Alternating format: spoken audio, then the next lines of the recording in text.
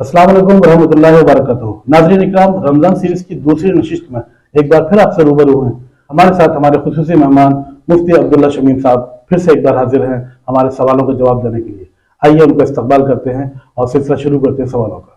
शेख, आपका बहुत बहुत इस्तकबाल है हमारे प्रोग्राम में। बहुत बहुत शुक्रिया, आपका भी बहुत शुक्रिया कि आपने मौका दिया अपनी बात रखने का और लोगों तक दीन पहुंचाने का। शेख, आज का पहला सवाल है, अगर कोई शख्स दिल में किसी परेशानी या कमजोरी की वजह से रोजा तोड़ने का इरादा या नियत कर ले मगर तोड़ नहीं पाए, तो ऐसी कंडीशन में क्या रोजा होगा? जी, जहाँ तक मैं समझ सकता हूँ कि आपका सवाल शायद कुछ इस तरह है। एक आदमी ने जो है वो सहरी खा ली जी और सहरी खाने के बाद उसने सोचा यार मैं रोजा रखने की नियत करी, फिर उसने कहा यार मैं रोजा नहीं रख रहा। रोजा रख लिया और उसके बाद नियत करी मैं नहीं रख रहा, लेकिन उसने कुछ खाया पिया नहीं और इफ्तार कर लिया। तो जब तक वो कोई अमल नहीं करेगा रोजा तोड़ने का, जैसे खा पी ले या कोई ऐसा काम करे, तब तक उसका रोजा नहीं टूटेगा। तो रोजे की सिर्फ नियत करने से रोजा नहीं टूटता है, बल्कि उसके लिए आपको अमल करना पड़ेगा।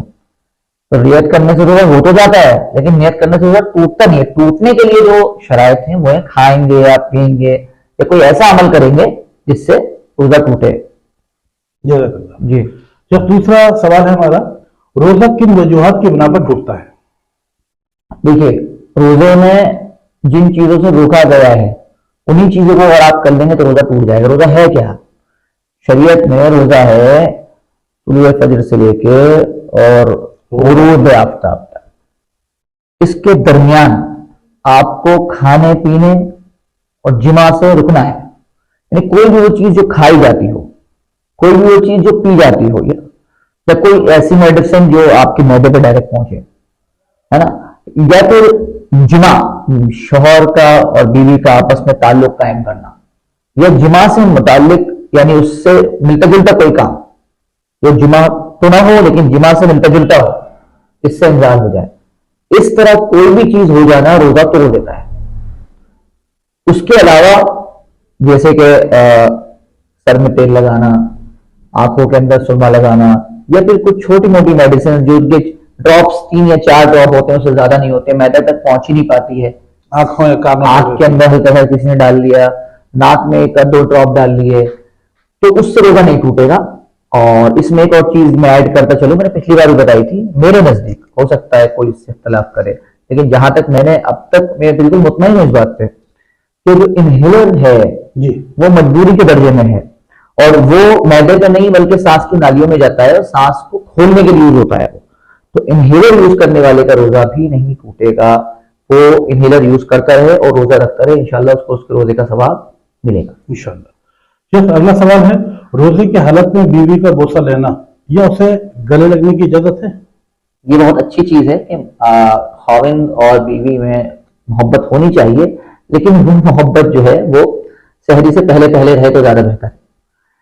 सहरी के बाद अगर कोई इंसान अपनी बीवी को गले लगाता है या फिर बोसा लेता है तो ये मकरूह, क्योंकि ये स्टार्टिंग है। आप स्टार्ट करोगे तो फिर क्या होगा, आगे आपको उसका अंजाम भुगतना पड़ सकता है। इसीलिए रसूल सल्लल्लाहु अलैहि वसल्लम ने फरमाया कि ऐसा ना करा जाए। और आप सल्लल्लाहु अलैहि वसल्लम ने फरमाया कि तुम में सबसे ज्यादा तो मजबूत मैं हूं इस चीज को लेकर, मैं कंट्रोल कर सकता हूं, आपसे ज्यादा कोई कंट्रोल नहीं कर सकता था। तो मसला ये है कि कंट्रोल खोने का डर होता है उसके ऊपर, तो इसलिए मुनासिब नहीं है। ये बेहतर यही है कि आप ना करें। जज़ाकल्लाह। शेख, अगला सवाल है, अगर बोसा लेने या गले के दौरान नापाकी का एहसास हो जाए तो रोजा टूटेगा? यानी मैं जहां तक समझ पाया हूं कि मियां बीवी ने एक दूसरे को बोसा दिया या गले लगे और उसके दरमियान नापाकी का एहसास हो, इंजाल हो गया, तो रोजा टूट जाएगा। रोजा टूट जाएगा और उस रोजे की कज़ा लाजिम आएगी, क्योंकि ये जो है ना, एक आपने काम जो था मना था उसको, उसके आप करीब चले गए और उससे आपको जो है वो इंजाल हुआ, तो आपका रोजा टूट जाएगा। कफ़ारा तो लाजिम नहीं आएगा, लेकिन आपके ऊपर कज़ा लाजिम आएगी, उस रोजे को दोबारा रखा जाएगा और रोजा तोड़ने का गुनाह भी मिलेगा। शेख, कभी कभी सहरी के बाद कुल्ली करने की मोहलत नहीं मिलती और इस दौरान दांत में फंसी रोटी अगर पेट में चली जाए तब क्या होगा? ठीक है, ये कोई मुश्किल मसला नहीं है, बहुत आसान मसला। अक्सर लोगों के साथ ऐसा होता है कि आपके मुंह के अंदर कुछ लगा हुआ है, अंदर चला गया, نیچرل وے میں تھوڑے بہت تنکے اگر تھوڑے بہت ذرات ہیں چلے جائیں کوئی حرج نہیں ہے، اور زیادہ بڑا ٹکڑا کسی کے پھنستا بھی نہیں ہے. تو کہا نے جتنی بڑی تعداد بتائی ہے جس سے روزہ ٹوٹتا ہے وہ چنا ہے اس کی برابر ہو، تو اتنا بڑا اگر کچھ ہوا آپ نے اس کو اندر نکل لیا تو روزہ ٹوٹ جائے گا. پھر آپ نے کیا کہا اس کو باہر نکالا پھر ایسے کھا لیا ایسے کر کے تو روزہ ٹوٹ جائے گا. تو جتنا نارملی لگا رہ جاتا ہے فی الحال کی برابر جو حصے رہ جاتے ہیں اگر وہ اندر چلے جاتے ہیں تو اس سے روزہ نہیں ٹوٹے گا. لیکن احتیاط ضروری ہے. آپ جیسی سحری کا ٹائم بتاؤ آپ فوراً مسواک کر کے اس کو صاف کریں. اچھا، روزے کی حالت میں مسواک کے دوران اگر دانت میں خون نکل آئے اور حلق میں چلا جائے تب کیا ہوگا؟ ہاں، اب اس کنڈیشن میں بھی یہ دیکھا جائے گا خون کی مقدار کتنی ہے. اگر خون بہت زیادہ ہے کہ آپ کا تھوک نظر ہی نہیں آ رہا، خون ہی خون نظر آ رہا ہے، آپ جیسے بہت سے لوگوں کو پائریا ہوتا ہے جی، اور انہوں نے کیا خون چلے جا رہا ہے اندر، تو زیادہ خون اگر بہت چلا گیا تو آپ کا روزہ ٹوٹ جائے گا. لیکن اگر خون تھوڑا سا ہے جیسے نارملی رہتا ہے دانت میں جتنا نکلتا ہے اور تھوک اور خون مکس ہو گیا ہے اور وہ اندر چلا گیا تو روزہ نہیں ٹوٹے گا. اچھا جیسے کبھی کبھی ایسا ہوتا ہے کہ روزے کی حالت میں کسی گاڑی میں زیادہ دھواں آ گیا یا اگربتی گھر میں یا مسجد میں لگی ہوئی ہے، اس کا دھواں اگر پیٹ میں چلا جاتا ہے یا ناک سے سونگھنے کے بعد میں چلا جاتا ہے تب کیا حکم ہے؟ یہ بالکل برابر میں بیٹھ کے سگریٹ پی رہا ہے اس کا دھواں کا اثر جاتا ہے تو نہیں ٹوٹے گا، اس سے نہیں ٹوٹے گا جب تک کہ آپ خود اپنی مرضی سے نہ لیں. اچھا، شہری میں اکثر ایسا ہوتا ہے کہ بچے کو خاص طور سے ماؤں کی طرف سے ایسا ہوتا ہے کہ بھی بچے نے روزہ رکھا ہے، کبھی سارا دن بھوکے رہو گے، تھوڑا زیادہ کھانا کھا لو، پانی زیادہ پی لو، پیاس نہ لگے، تو اس کا کیا حکم ہے؟ یہ دو الگ مسئلے ہو گئے. بچوں کا مسئلہ الگ ہو گیا، بڑوں کا الگ ہو گیا.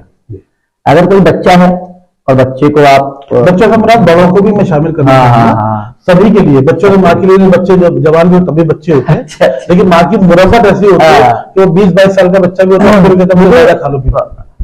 زیادہ کھانا اس لمٹ تک کہ آپ کی نماز میں آپ کو سستی نہ ہو، آپ کا پیٹ خراب نہ ہو اور آپ کی صحت پہ فرق نہ پڑے، صحیح ہے.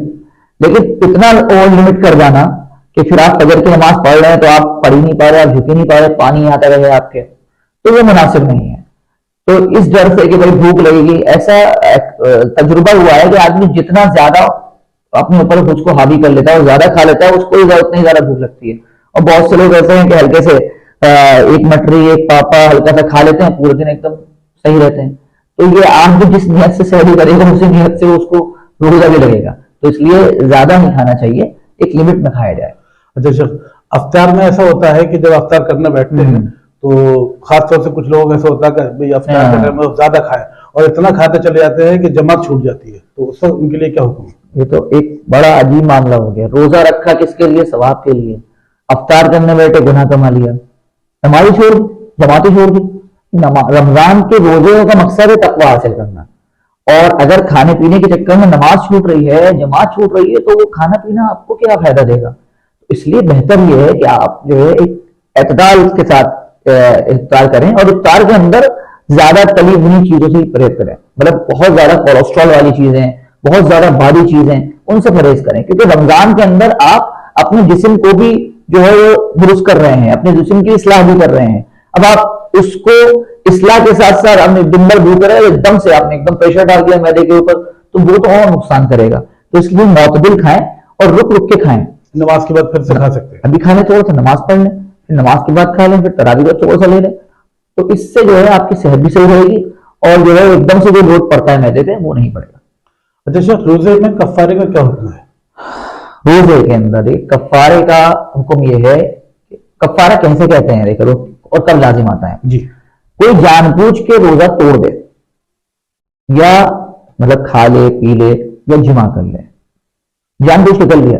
اب کفارہ کیا ہے اس کا مطلب آپ کو اس کا دنڈ دینا ہے. کفارہ پینلٹی ہے، پینلٹی بڑا سخت ہے. یعنی یا تو تم روزہ رکھو مت، اور رکھ رہے ہو تو رکھنے کے بعد تم نہیں توڑ سکتے الا کہ کوئی میڈیکل کنڈیشن نہ آ جائے یا کوئی مجبوری نہ ہو جائے. بغیر کسی مجبوری کے روزہ آپ نے توڑا، کیسے توڑا آپ نے روزہ؟ اللہ بہت غصے ہوتے ہیں. وہ کفارہ کیا ہے؟ بہت سخت کفارہ ہے. اس کی پینلٹی یہ ہے کہ نمبر 1 آپ کوئی غلام آزاد کریں گے اپنا. اب آج کے دور میں غلام بندی تو ہے نہیں. دوسرا کیا ہے؟ مسلسل 60 دن تک روزے رکھیں گے آپ، 2 مہینے لگاتار، اور روزے کے بدلے ایک روزے کے بدلے ایک روزہ جان بوجھ کے توڑنے کے بدلے آپ لگاتار 2 مہینے روزے رکھیں گے اور بیچ میں ایک بھی گیپ ہوگا پھر سے شروع کریں گے. کتنا سخت ہے. یعنی تم توڑ نہیں سکتے روزہ. اگر تمہیں جان بوجھ کے توڑ لیا تو لگاتار 2 مہینے روزے رکھو اور بغیر گیپ کے رکھو, اور گیپ ہوا اس میں دوبارہ شروع کرو. اب اگر اس کی طاقت نہیں ہے تو پھر 60 مسکینوں کو صدقہ فطر کے برابر غلہ دو, یا اس کا پیسہ دو, یا کھانا کھلاؤ. چاہے ایک دن میں 60 کو کھلا دو, چاہے 60 دن تک ایک کو کھلا دو. یہ تیسرا آپشن ہے. تو یہ کفارہ, یعنی انسان کو جب لگتا ہے کہ بہت بڑی پینلٹی مجھ سے لی جا رہی ہے, تو آدمی جان بوجھ کے روزہ کبھی نہیں توڑے گا. اچھا, روزے کا فدیہ کیا ہوتا ہے؟ ہاں, فدیہ کیا ہوتا ہے؟ قرآن پاک کے اندر آیت نمبر 84 ہے سورہ بقرہ کی, کہ وَعَلَى الَّذِينَ يُطِيقُونَهُ فِدْيَةٌ طَعَامُ مِسْكِينٍ. یعنی جب روزے کا بیان شروع ہو رہا ہے نا 183 سے, پھر آگے آ رہا ہے وَعَلَى الَّذِينَ يُطِيقُونَ, کہ جو روزے کی طاقت نہیں رکھتے, فِدْيَةٌ طَعَامُ مِسْكِينٍ, تو ایک مسکین کا کھانا وہ دیں گے فدیے کے طور پہ. وہ کتنا ہوگا؟ صدقہ فطر کا جو نصاب ہے, ایک سا غلہ, چاہے جو ہو یا گیہوں ہو, یا اگر آپ کو اللہ نے وسعت دی ہے اور آپ پیسے والے ہیں تو پنیر کے بھی دے سکتے ہیں, کشمش سے بھی دے سکتے ہیں, ہے نا, کھجور سے بھی دے سکتے ہیں. ایک سا غلہ یا اس کی قیمت ایک مسکین کو ایک روزے کی دیں گے. مثال کے طور پہ اگر گیہوں سے آپ ایک سا دیں گے تو 3-3.5 کلو کے آس پاس 80 روپے کے آس پاس, یا راؤنڈ فگر میں اگر آپ جاتے ہیں, اور واقعی اگلی آیت جو ہے نا اس کی, وَمَن تَطَوَّعَ خَيْرًا فَهُوَ خَيْرٌ لَهُ, کہ ایک مسکین کو ایک فدیہ آپ دیں گے, لیکن جو نیکی میں زیادہ کرے وہ زیادہ بہتر ہے. وَمَن تَطَوَّعَ خَيْرًا فَهُوَ خَيْرٌ لَهُ, تو جو جس کی نیت یہ ہے کہ میں اور زیادہ آگے بڑھوں نیکی میں, تو وہ اور بڑھا کے دے. تو راؤنڈ فگر میں اگر گیہوں سے دے رہے ہیں تو 100 روپے, جو سے دے رہے ہیں تو 150 روپے, پنیر سے دے رہے ہیں تو 1000 روپے, کشمش سے دے رہے ہیں تو 1200 روپے, ایک روزے کا فدیہ دیا جائے گا. اب یہ فدیہ کب دیا جائے گا, کیوں دیا جائے گا؟ کہ اگر کوئی شخص اتنا بیمار ہو جائے کہ وہ روزے رکھنے کے اب قابل نہیں ہے, بہت بوڑھا ہو گیا, اور ڈاکٹر نے کہا کہ آپ نہیں رکھ سکتے, ابھی آپ قضا بھی نہیں کر سکتے. آئیے تو ایک تو ہوتا ہے آپ نے روزہ نہیں رکھا, بعد میں آپ نے قضا کر لیا. ایک ہوتا ہے کہ آپ نے روزہ نہیں رکھا, آگے بھی رکھنے کی امید نہیں ہے, اتنا بوڑھا ہو گیا ہے. لیکن ہمارے گھر میں ہماری والدین نے ان کا انتقال ہو گیا, بیمار رہے بہت زیادہ, اور ان کے روزے چھوٹے, ان کی نمازیں چھوٹی, تو نماز اور روزے کا فدیہ ایک ہی ہے. ایک نماز کا فدیہ جتنا ہوتا ہے اتنا ہی ایک روزے کا فدیہ ہوتا ہے. تو اب جب آپ رکھنے کی صلاحیت نہیں رکھتے روزہ, اور ڈاکٹرز نے کہا آپ آگے روزہ نہیں رکھ پائیں گے, تو روزے کے بدلے کیا دیں گے آپ؟ فدیہ دیں گے. تو ایک روزے کا فدیہ گیہوں کے حساب سے راؤنڈ فگر میں 100 روپے دیں. تو اگر 30 دن آپ لگاتے ہیں 3000 روپے پورے مہینے کا بیٹھتا ہے, اور اللہ نے اور آپ کو دیا ہے تو آپ 30,000 روپے تک دے سکتے ہیں. اور 30,000 روپے اگر آپ دیں گے تو سوچئے کتنے سارے لوگوں کا بھلا ہو جائے گا. جزاک اللہ شیخ. ناظرین اکرام, مجھے امید ہے کہ ہمارے آج سارے سوالوں کے جواب شیخ نے بڑی خوبصورتی سے دیے, آپ بھی اس سے مطمئن ہوئے ہوں گے, اور انشاءاللہ تعالیٰ اگلی نشست میں پھر ہم شیخ کے ساتھ حاضر ہوں گے مزید سوال و جواب کے سلسلے کو لے کر کے. تب تک کے لیے اجازت دیجیے. السلام علیکم ورحمۃ اللہ وبرکاتہ. شکریہ شیخ.